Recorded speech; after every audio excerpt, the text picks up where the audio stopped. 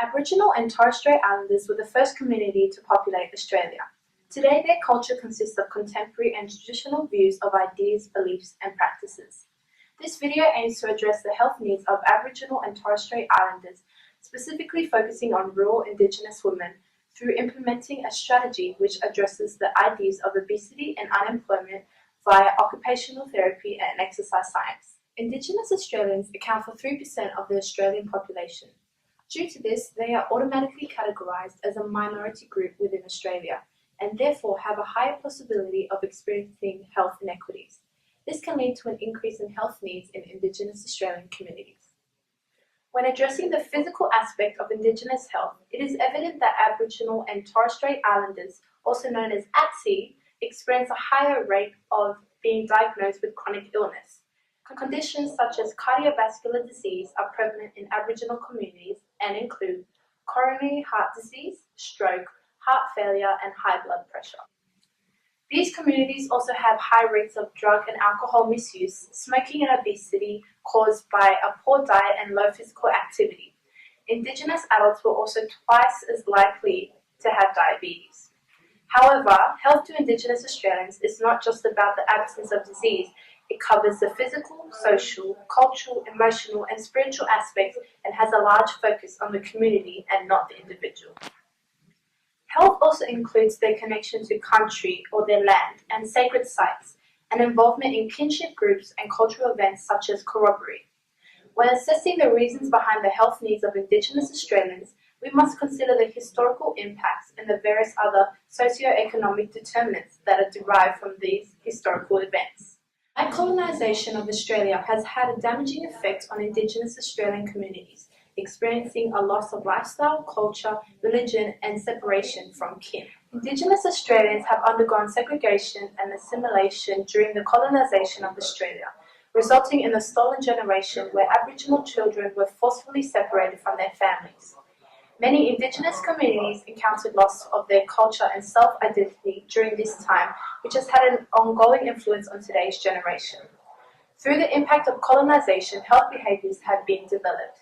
Additionally, social, cultural, socio-economic, and environmental determinants have also had various effects on the health of Aboriginal people and has created many barriers for the ATSI community when seeking help. Socio-cultural determinants include the ongoing effects of colonisation that cause social dislocation, loss of culture and identity, and lead to high rates of imprisonment. Socio-economic determinants include lower levels of education that leads to a high unemployment rate, which then leads to a lower standards of living. Having a low income affects the affordability for healthcare services. Environmental determinants include the location of Indigenous Australian communities, their access to health services and healthy food, and awareness of existing health services. Health behaviours that contribute to the health needs of Indigenous Australians include high rates of smoking, drug and alcohol misuse. Obesity is rising due to a poor diet and low physical activity. Pre-existing health services are ill-equipped to deal with the complexity of the health, social and emotional well-being and cultural needs of the Indigenous community. This results in the ATSI community being less likely to access health services due to mainstream health services not reflecting the holistic view of Aboriginal well-being. As discussed earlier, the Aboriginal population of Australia tend to have poorer health outcomes compared to the non-Indigenous population. Aboriginal people access primary healthcare services at a lower rate than the non-Aboriginal population, yet are 5 times more likely to be hospitalised. But why are ATSI people less likely to access primary healthcare? Studies suggest that Aboriginal people face several barriers when accessing mainstream healthcare. These include unwelcoming hospital settings, lack of transport, mistrust of mainstream healthcare, and a sense of alienation and inflexible treatment options. Additional factors, such as poor communication and a lack of Indigenous healthcare workers for them to identify with, compounds these challenges and often results in the reluctance of Aboriginal people to engage in healthcare. So let's have a closer look at some of these concepts. A welcoming space was identified as not only a physical space for community members to feel comfortable, but also a place for people to feel accepted and able to form trusting relationships with their healthcare providers.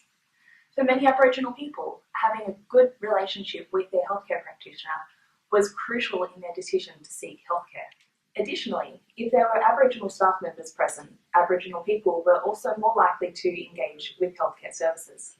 The inclusion of Aboriginal and Torres Strait Islander staff members helped patients to form a bond with their practitioners. Patients felt that there was a shared understanding of culture and experiences that helped build rapport, which also extended to the community. Access is another contributing barrier to Aboriginal people. While 3/4 of the ATSI population live in major cities, people living in rural or remote areas had much more limited access, sometimes having to travel over an hour to reach a general GP or other Indigenous-specific healthcare services. Remote areas of Queensland and Western Australia have been identified as having a service gap. So how did the experiences of the Aboriginal community compare with those of a different minority population? In this case, we are comparing the Kalkadoon community of Mount Isa with the experiences of Iraq refugees and migrants. In Australia, 0.3% of the population are Iraq refugees or migrants. The most prevalent health conditions among this group include obesity, hypertension, latent tuberculosis, and tooth decay. Mental health is also a concern, with 39.1% of Iraqi refugees having severe psychological distress. This is comparable to the Aboriginal population, where 33% of adults report having high or very high psychological distress. Culture and religion also have an impact on how Iraqi people engage with healthcare.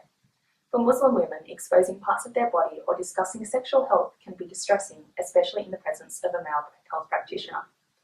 Often, decisions regarding a woman's health will also involve her husband. Similarly, for Aboriginal women of the Kalkadoon community, there are taboos related to seeking medical care from male practitioners if the medical condition is of an intimate nature. While the Aboriginal population tends to mistrust the mainstream health system, Iraqi-born people are more inclined to have confidence and place a high value on Australian healthcare. It should also be noted that while the ATSI population is 5 times more likely to be hospitalised, Iraqi-born people have similar or lower use of hospital services than non-Indigenous Australians. A similarity for both populations is the barriers to communication. While the Australian government offers interpretation services for those who need it, it is a common practice for Iraq family members to interpret between patient and practitioner. This can cause barriers if the interpreter chooses to edit what information is told to the patient regarding diagnosis. Strong family values regarding privacy can also result in the practitioner not receiving enough information from patients to result in an accurate diagnosis. The professional skills required by sport and exercise scientists in working with Indigenous Australians must directly reflect the Indigenous perception of health. As a whole, there is no single term for health in many Indigenous languages. Well-being is less related to the physical state and more to emotional and social state, as well as developing a continual strong connection to the land. It is imperative that an exercise scientist must effectively relate to the needs of other cultures. In this case, to empathise with this connection to the earth and need for community when prescribing an exercise-based intervention. They must have extensive experience in running group-based outdoor programs to best meet the needs of the Indigenous community. With a focus on lifestyle disease management, specifically obesity, having the skill to program for fat loss, but additionally create accessibility for heavily obese populations is essential. Experience conducting low to moderate intensity activities would be required to achieve the desired outcome and creating accessibility to the program. An exercise scientist must have the ability to work with mentally unstable individuals and addictive behaviours. Exercise is one of the world's most underutilised but highly effective measures to combat mental disorders. Currently, the predominant fix for these symptoms utilised by the Indigenous community are alcohol and illicit substance abuse. Exercise can be prescribed as an alternative therapy to dangerous and unhealthy substances. Alongside this, occupational therapy, OT, takes a holistic approach to healthcare. OTs will look at how a person interacts with their occupation and environment while also taking into account their life roles, needs and goals to help their client gain greater independence and fulfillment in their everyday life. As such, the professional skills required by an occupational therapist are largely client-centered. A study by Block looks at the relationships between occupational therapists and the ATSI communities from rural and remote areas.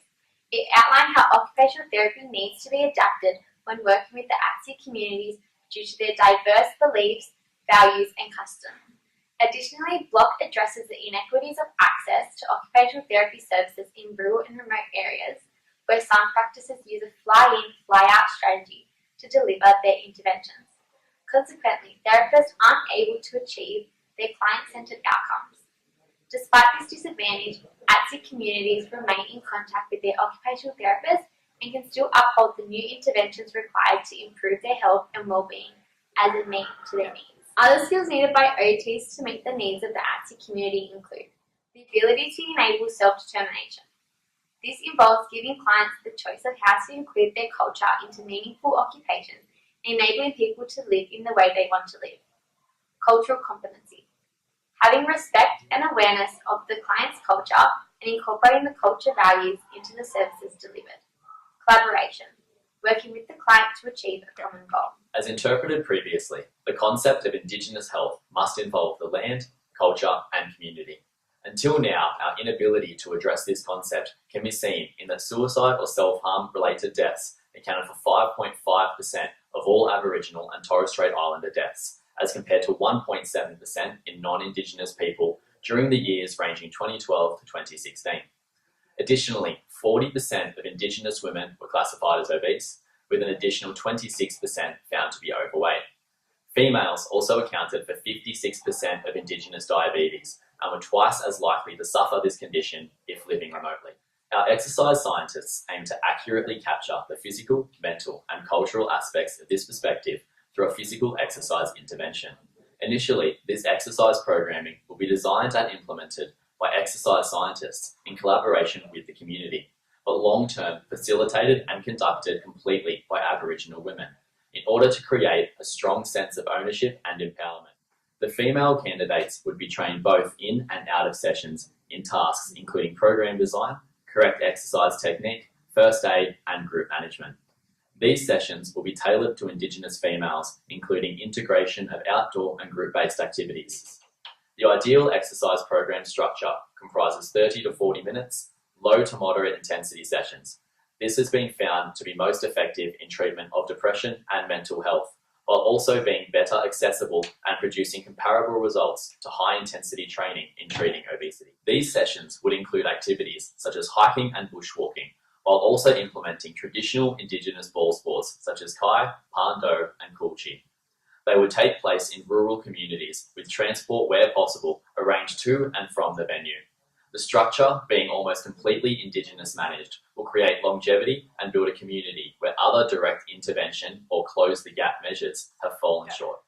In addition to the exercise program, this strategy also aims to increase employment rates for Aboriginal communities as well as focusing on eliminating the prevalence of obesity. OTs work with sport and exercise scientists to carry the strategy out. OTs can assist Aboriginal individuals being employed by the sport and exercise scientists to carry out the physical exercise interventions. Due to this, the OT is facilitating the individual to gain employment which meets their cultural needs and increasing their sense of identity. Furthermore, OTs are implementing the Close the Gap strategy as employment rates between ATSI communities and non-ATSI communities will slowly decrease. As the OT profession looks at the individual holistically, this intervention not only focuses on the employment but also aims to heighten their physical, social, and emotional health. Similarly, OTs can work with the community members to initiate healthy cooking within the homes of the ATSI individuals, incorporating traditional cooking methods and ingredients to address the rising rates of obesity. Here, the OTs can provide small initiatives which can optimize their overall health and quality of life. An example of this would be going into their homes, looking at their lifestyles, and examining their eating routines and habits. The OTs can look at how their daily schedules and see how much processed foods or foods high in fat and sugar are intaked. After this observation, the OTs can implement the obesity management plan, which can outline healthy foods that the individuals can prepare to incorporate in their daily lifestyle without causing too much disruption. In summation, this strategy aims to combine the exercise programs and healthy eating strategies to decrease the prevalence of obesity for the ATSI community, as well as increasing employment rates and quality of life.